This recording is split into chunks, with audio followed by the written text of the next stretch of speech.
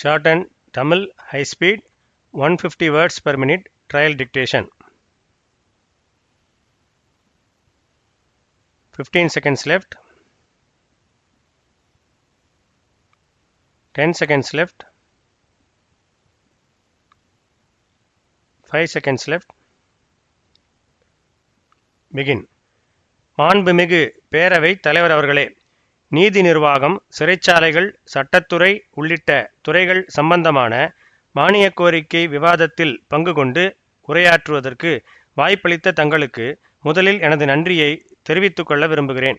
முதற்கண் நீதிமன்ற வழக்காடு மொழி தொடர்பாக ஒரு வேண்டுகோளை முன்வைக்க விரும்புகிறேன். உயர்நீதிமன்றத்திலே தமிழ் மொழி வழக்காடும் மொழியாக வர வேண்டுமென்று பல நீண்ட காலமாக கோரிக்கை வைக்கப்பட்டிருக்கிறது. அத்தகைய வேண்டுகோளை முன்வைத்து தீர்மானம் ஒன்றை இந்த அவை சில ஆண்டுகளுக்கு முன்னர் நிறைவேற்றி உள்ளதையும் நான் இந்த சந்தர்ப்பத்தில் நினைவுகூர விரும்புகின்றேன். இந்தியாவில் இருக்கக்கூடிய 4 மாநிலங்களிலே உயர் நீதிமன்றத்திலே அப்பகுதி மக்களுடைய தாய்மொழியிலே வாதாடலாம் என்கின்ற மரபு இருக்கின்றது. நமது மொழியிலே வரக்கூடிய தீர்ப்புகளை தமிழ்நாட்டில் இருக்கக்கூடிய இந்த மக்கள் படித்து தெரிந்து கொள்வதற்கு வசதியாக தமிழை வழக்காடும் மொழியாக ஆக்குவதற்கு மாண்புமிகு அமைச்சர் அவர்கள் முன்வர வேண்டுமென்று இந்த நேரத்திலே கேட்டுக்கொள்கிறேன்.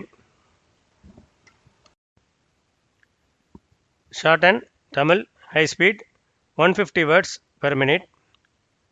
Code number of the question paper 150. It is 150. படிக்கப்பட்டதை சுருக்கெழுத்தில் எழுதி கொள்ளவும், சுருக்கெழுத்தில் எழுதி கொண்டதை அதற்கு நேரான விரிவெழுத்தில் எழுத வேண்டும். சுருக்கெழுத்து திறனுக்காக 10 மதிப்பெண்கள் ஒதுக்கப்பட்டுள்ளன. விரிவெழுத்தில் எழுதும்போது கையெழுத்து தெளிவாக இருப்பதுடன் வரிகளுக்கிடையே உரிய இடைவெளி இருக்க வேண்டும். Be ready. 15 seconds left. 10 seconds left. 5 seconds left. Begin. மாண்புமிகு தலைவர் அவர்களே, முதலமைச்சர் என்ற முறையில் சட்டமன்ற பேரவையில் எனது பொறுப்பில் உள்ள துறை தொடர்பான மானிய கோரிக்கைகள் மீதான விவாதத்திற்கு பதிலுரை வழங்க அனுமதித்த தங்களுக்கு முதலில் நன்றியை தெரிவித்துக் கொள்கிறேன். இன்றைய தினம் விவாதம் மிகச்சிறப்பாக நடந்துள்ளது கண்டு நான் மகிழ்ச்சி அடைகிறேன். மாண்புமிகு உறுப்பினர்கள் பலர் கட்சி பாகுபாடு இன்றி அரசின் நல்ல திட்டங்களை வரவேற்று சில குறைகளையும் சுட்டிக்காட்டி உள்ளார்கள். அவர்களுக்கு எனது நன்றியை இந்த நேரத்தில் தெரிவித்துக் கொள்ள விரும்புகிறேன். முதலில் பேசிய உறுப்பினர் முன்னாள் சட்டமன்ற உறுப்பினர்களுக்கு மருத்துவ சிகிச்சைக்காக வழங்கப்படும் தொகையை உயர்த்தி வழங்க வேண்டும் என்கின்ற கோரிக்கையை வைத்தார். கடந்த ஆண்டு இந்த தொகை இரட்டிப்பாக்கி வழங்கப்பட்டது என்பதை சுட்டிக்காட்ட விரும்புகிறேன். எனினும் முன்னாள் உறுப்பினர்களின் நலனை கருத்தில் கொண்டு 5000 ரூபாய் கூடுதலாக இவ்வாண்டு முதல் வழங்க நடவடிக்கை எடுக்கப்படும் என்பதை மிக்க மகிழ்ச்சியுடன் தெரிவித்துக் கொள்கிறேன். அடுத்ததாக பேசிய எதிர்க்கட்சி உறுப்பினர் அவர்கள் கடந்த சில ஆண்டுகளில் செயின் பறிப்பு சம்பவங்கள் அதிகரித்துள்ளதாக குறிப்பிட்டார்.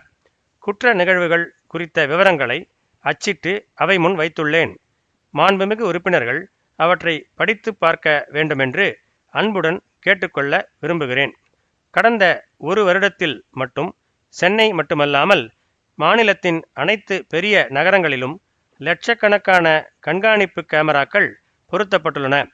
இவற்றின் மூலம் கடந்த ஆண்டில் குற்ற எண்ணிக்கை குறைந்துள்ளதோடு குற்றவாளிகளை விரைந்து பிடிக்கவும் இவை பெரிதும் உதவியாக உள்ளன என்பதை சுட்டிக்காட்ட விரும்புகிறேன். உலக அளவில் பார்த்தால் கூட ஒரு சதுர கிலோமீட்டருக்கு அதிக எண்ணிக்கையில் கண்காணிப்பு கேமராக்கள் கொண்ட நகரமாக சென்னை விளங்குகிறது.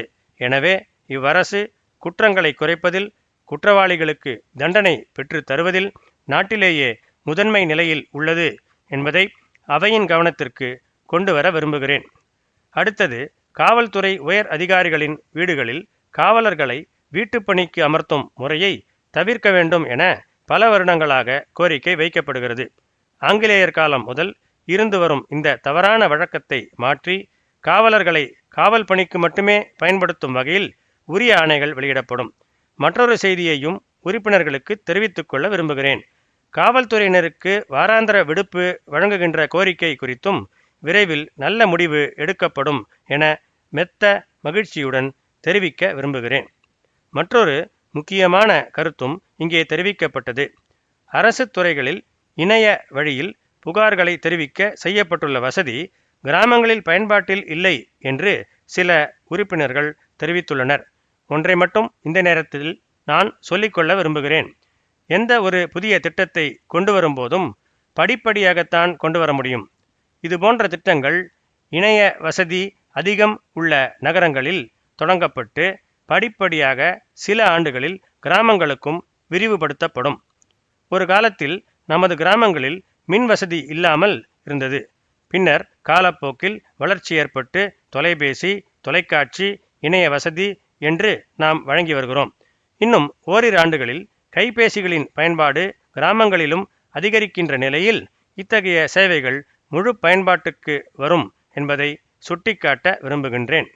மாண்புமிகு பேரவை தலைவர் அவர்களே, நாம் விவசாயத்திற்கு நீர் வேண்டி அண்டை மாநிலங்களை நம்பியிருக்கிறோம். பருவமழை போதிய அளவு இல்லாதபோது நமக்கு கிடைக்க வேண்டிய நீர் கிடைக்காமல் போகிறது. இதை முடிவுக்கு கொண்டு வர வேண்டும் என்பதற்காக மத்திய அரசை வலியுறுத்தி கோதாவரி ஆற்றிலிருந்து நேரடியாக இணைப்பு ஏற்படுத்த நடவடிக்கை எடுத்து வருகிறோம். இத்திட்டம் நடைமுறைக்கு வரும்போது நமது தண்ணீர் பிரச்சினைக்கு நிரந்தர தீர்வு ஏற்படும் என்பதை சுட்டிக்காட்ட விரும்புகின்றேன். இது மட்டுமல்லாமல் பல மாவட்டங்களில் ஏரிகள் மற்றும் வாய்க்கால்களை தூர்வாரும் பணியையும் அரசு செய்து வருகிறது.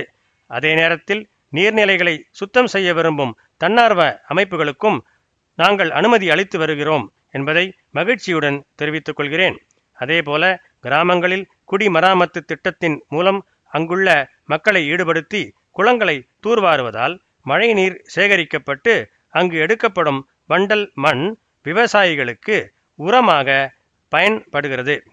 தலைவர் அவர்களே, இன்னும் பல விவரங்களை நான் கையில் வைத்திருக்கிறேன். இருப்பினும் நேரத்தின் அருமை கருதி இந்த அளவுக்கு பேசுவதற்கு வாய்ப்பளித்த தங்களுக்கு நன்றி கூறி எனது பதிலுரையை முடித்துக் கொள்கிறேன். வணக்கம்.